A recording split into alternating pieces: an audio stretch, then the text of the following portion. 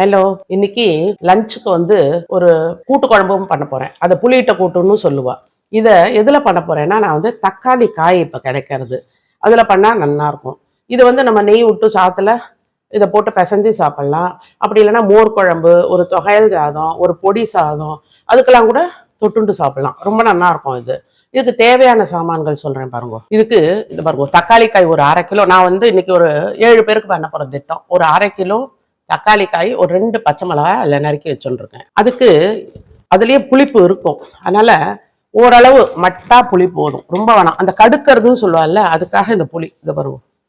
இது 7-8 பேருக்கு பண்றதால நான் இவ்வளவு புளி எடுத்திருக்கேன். 2 பேருக்குன்னா மட்டா கோழி உருண்டை சைஸ் போட்டுக்கோங்க. கொண்டக்கடலை இதை வேக விட்டு வச்சிருக்கேன் ஒரு கப்பு துவரம் பருப்பை வேக விட்டு வச்சிருக்கேன். இந்த குழம்புக்கு வந்து நான் வந்து ஆத்துல அரைச்ச குழம்பு மிளகா அப்படிதான் போட போறேன். ஆனா அதுக்கு அரைச்சு விடுறதுக்கு ஒரு கடலைப்பருப்பு, தனியா, 2 வெந்தயம், தேங்காய் இதை அரைச்சு விட போறேன். தேவையான அளவு உப்பு, கருவேப்பிலை, கொத்தமல்லி. மேல இந்த கூட்டுக்கு இந்த கருவடம் பண்ணோமோ இல்லையோ, அதை 4 பொரிச்சு போட்டோம்னா நல்லா இருக்கும். இதுக்கு இந்த குழம்புக்கு தொட்டுக்கிறதுக்கு ஒண்ணுமே வேண்டாம். அந்த குழம்பு சாத்தி அப்படியே பிசைஞ்சுட்டு அப்படியே சாப்பிட்டுடலாம். கறி வேண்டாம், அப்பலாம் வேணாம், ஒண்ணுமே வேண்டாம். இது எப்படி பண்றேன்னு பாருங்க. இது ஒரு டேபிள் ஸ்பூன் எண்ணெய் விட்டுருக்கேன். இல்லை இந்த பெருங்காயத்தை ஃபர்ஸ்ட் போட்டுருக்கோம். ஒரு டேபிள் ஸ்பூன் கடலைப்பருப்பு, அதே மாதிரி ஒரு டேபிள் ஸ்பூன் போதும் தனியா. அப்புறம் துளியூண்டு வெந்தயம் இதில் கடைசியில் வறுபட்டு எடுத்துள். அப்புறம் இதில் என்ன பண்ணணும்னா, இப்போ அடுத்து இந்த தக்காளி காய் நெருக்கி வச்சிருக்கோம் இல்லையா, அதை அப்படியே போட்டுருவோம். ஒரு வதக்கினா போதும், ரொம்ப வேண்டாம், சும்மா ஒரு 2 நிமிஷம் வதக்கலாம் போதும். இப்போ இதை என்ன பண்ணலான்னா பாத்திரத்தில் போட்டுட்டு இந்த புளி ஜலத்தை அதில் விட்டுருவோம். பார்த்துன்னு விடுங்க, எவ்வளோ புளிப்பு வேற இருக்கும். இது உப்பு ஒரு டேபிள் ஸ்பூன், கருவேப்பிலை கொஞ்சம், அப்புறம் இறக்கிட்டு போடணும் கொஞ்சம். இதுக்கு நான் ஒரு 2 டேபிள் ஸ்பூன் குழம்பு மிளகா அப்படி போட்டிருக்கேன். மிளகா அப்படியே மஞ்சப்பொடி போட்டு அரைச்சிருக்கோம், இருந்தாலும் கொஞ்சோண்டு போடுவோம் இல்லையா, மஞ்சப்பொடி கொஞ்சம். இது டக்குன்னு வெந்துடும் உங்களுக்கு, ரொம்ப வேகக்கூடாது. கத்திரிக்காய் மாதிரி தானா இருக்கணும், அப்பதான் நல்லா இருக்கும்.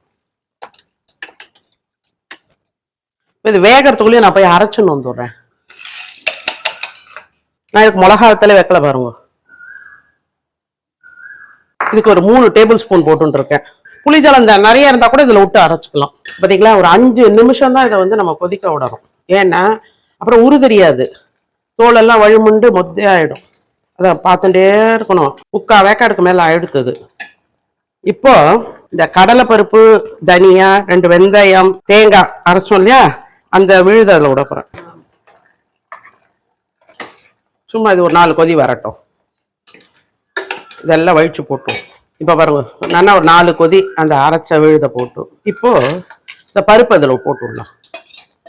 ஏன்னா 1 டம்ளர் பருப்பு போட்டுருக்கேன், சின்ன டம்ளரில்.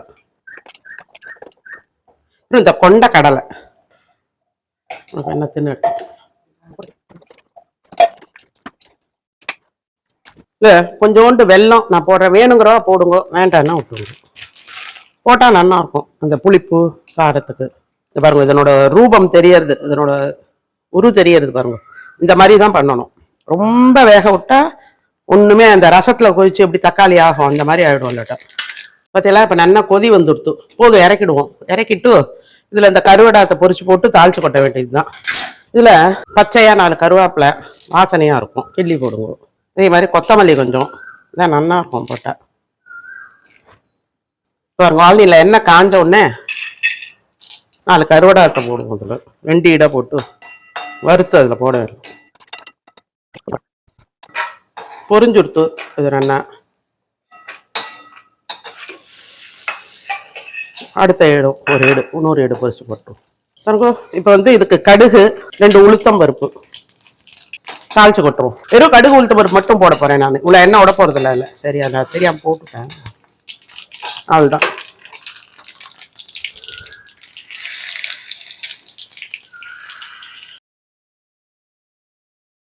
இந்த புளிவிட்ட கூட்டு வந்து எல்லாரும் ட்ரை பண்ணி பாருங்க. அது கூட்டு குழம்புன்னு சொன்னேன் பாருங்க, அப்படின்னு சொல்லலாம். அதை நல்லா இருக்கும், இது எல்லாரும் ட்ரை பண்ணி பாருங்க. இன்னைக்கு இது காம்போல வந்து நாங்க வந்து குழந்தைகளுக்காக இது அப்படியே சாப்பிடலாம், ரொம்ப நல்லா இருக்கும், ஒண்ணுமே வேண்டாம். ஏன்னா நம்ம வந்து கருவடாம் போட்டிருக்கோம், கொண்டக்கடலை போட்டிருக்கோம். இதெல்லாம் இருக்கும்போது நமக்கு தேவையே படாது. சாத்தோட அப்படியே கலந்துட்டு 2 அப்பளாத்தை வறுத்துட்டு கூட அப்பளம் வடாம் பொரிச்சுன்னு கூட சாப்பிட்டுக்கலாம். அப்படி இல்லை வச்சுக்கோங்க, இன்றைக்கி நாங்கள் வந்து கோஸ் கறி பண்ணியிருக்கோம் இதுக்கு காம்போவாக. என்னோட வீடியோஸ்லாம் பிடிச்சிருந்தா லைக் பண்ணுங்கள், கமெண்ட் பண்ணுங்கள். எப்படி நீங்கள் ட்ரை பண்ணி பார்த்துட்டு எப்படி இருக்குன்னு சொல்லுங்கள். அப்புறம் ஃப்ரெண்ட்ஸ் அண்ட் ரிலேட்டிவ்ஸ்க்கு ஷேர் பண்ணுங்கள். சப்ஸ்கிரைப் பண்ணாதாலாம் சப்ஸ்கிரைப் பண்ணுங்க. தேங்க்யூ.